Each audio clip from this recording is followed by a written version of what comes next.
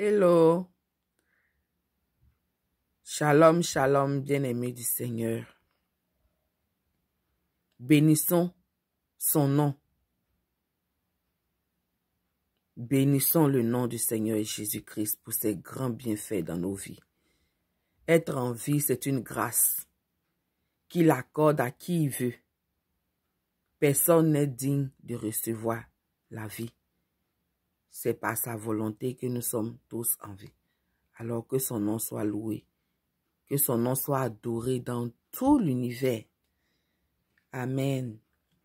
Ce matin, bien-aimé, je viens partager avec toi une petite exhortation qui est tirée du livre de 1 Corinthiens, le chapitre 6. On va lire à partir du verset 9 jusqu'au verset 11. Et je lis. Ne savez-vous pas que les injustes n'hériteront pas du royaume de Dieu? Ne vous y trompez pas, ni ceux qui vivent dans l'immoralité sexuelle, ni les idolâtres, ni les adultères, ni les travestis, ni les homosexuels, ni les voleurs, ni les hommes toujours désireux de posséder plus, ni les ivrognes, ni les calomniateurs, ni les exploiteurs n'hériteront du royaume de Dieu.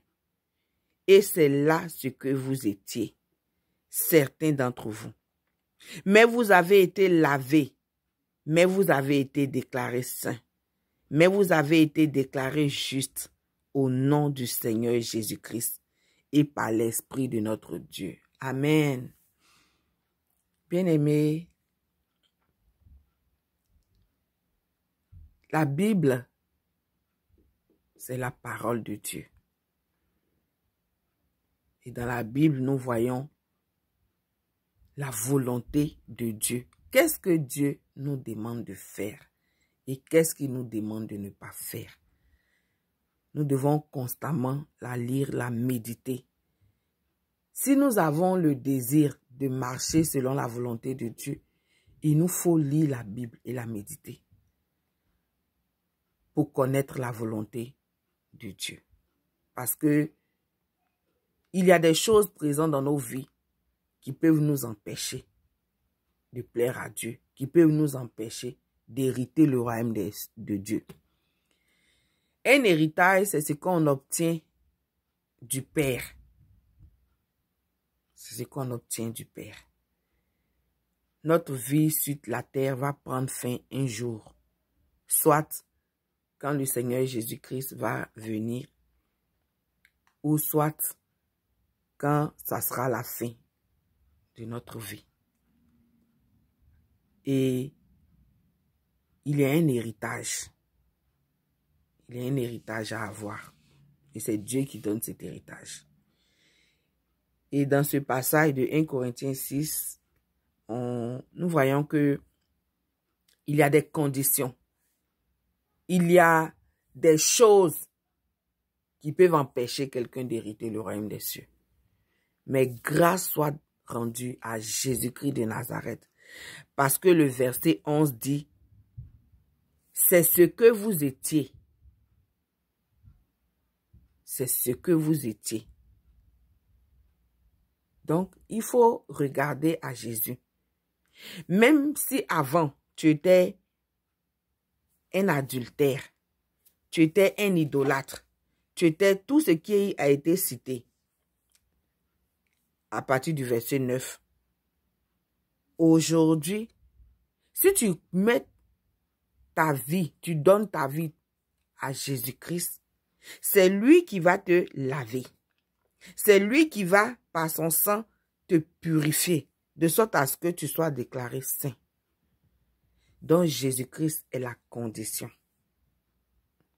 Avoir Jésus-Christ est la condition pour être héritier du Dieu Tout-Puissant. Nous allons voir un peu les péchés que nous commettons. La Bible nous parle d'immoralité sexuelle. Aujourd'hui, nous voyons tellement de choses. Tellement de choses. Aujourd'hui, dans les films d'aujourd'hui, un film ne peut pas ne peut pas du début jusqu'à la fin ne pas avoir une scène qui n'est pas morale. Une scène qui est sexuelle. Même dans les films des enfants, souvent il y a des choses comme ça. Il y a des bisous que les enfants se donnent, même dans les dessins animés. Bien aimé, c'est grave. C'est grave. Peut-être que tu ne commets pas l'immoralité sexuelle. Mais en regardant ces choses, ça te donne des idées. Et ça, c'est aussi un péché. Le monde est tel qu'aujourd'hui, ce qui était anormal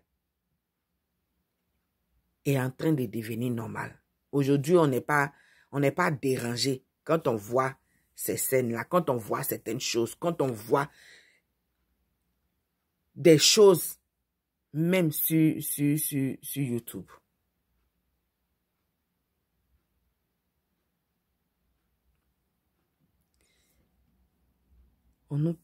La Bible nous parle de idolâtre. Être idolâtre, c'est adorer un autre Dieu, à part le Dieu Tout-Puissant. Et la Bible nous dit dans les commandements que Dieu nous a donnés, c'est le premier commandement d'ailleurs. Et vous pouvez trouver ça dans Exode, le chapitre 20. Les commandements sont dans ce passage-là. Tu adoreras l'Éternel, ton Dieu, de tout ton cœur, de toute ta force et de toute ton âme. Donc, si quelque chose ou bien quelqu'un devient celui qui occupe tes pensées, celui qui prend ton cœur, celui qui te prend tout ton temps, cela devient ton Dieu. Donc, il faut faire très, très attention. Ça peut être soit le téléphone, ça peut être soit une personne, ça peut être l'argent, ou bien ça peut être les traditions les traditions de chez toi. Ça peut être des traditions. Pour toi, tu penses que c'est normal. Tu penses que c'est, oui, ça, c'est ce que mes ancêtres ont fait, c'est ce que mes grands-parents ont fait, mes parents le font. Donc, c'est quelque chose, c'est propre à nous. Non. Est-ce que cette tradition-là, dans cette tradition-là, est-ce qu'il n'y a pas des choses que Dieu n'aime pas? Des choses qui donnent la gloire à quelqu'un d'autre ou bien à quelque chose? Faisons attention. Ni les travestis. Les travestis, c'est ceux qui sont soit femmes, mais qui, par leur apparence, on a l'impression que ce sont des hommes. Ou c'est l'inverse. Quelqu'un qui est homme, mais quand on voit son apparence, son habillement, ce qu'il fait, on a l'impression que c'est une femme. Notre corps, la Bible nous dit que notre corps, c'est le temple du Saint-Esprit. Notre corps ne nous appartient pas. Dieu nous a prêté notre corps, sinon ça ne nous appartient pas. Faisons attention, bien-aimés. Ni les homosexuels. Ah, ça, aujourd'hui, l'homosexualité est en train d'être légalisée dans beaucoup d'endroits. Bien-aimé, ce n'est pas une pratique à faire. Dieu, dans son amour, quand il a fait les premiers hommes sur la terre, il a fait Adam, il a fait Ève. Il n'a pas fait deux Adam, il n'a pas fait deux Ève. Il a fait un homme et une femme. C'est ce qui doit être et non le contraire. Si tu es dans ça, Jésus-Christ te tend la main. Il n'aime pas le péché, mais il aime le pécheur. Et son vœu, son désir, c'est que tu abandonnes ces choses, ces pratiques-là, tu les abandonnes.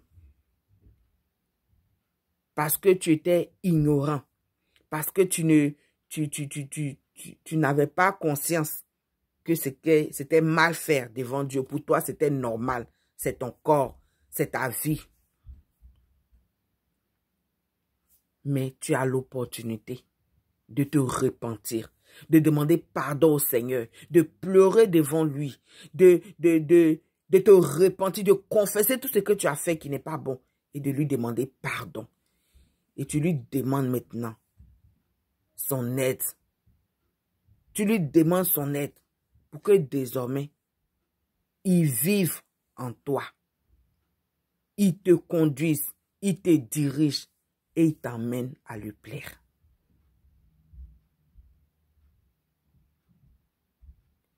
Que la gloire soit donnée à Jésus-Christ. Et bien aimé, saisis la main de Jésus-Christ.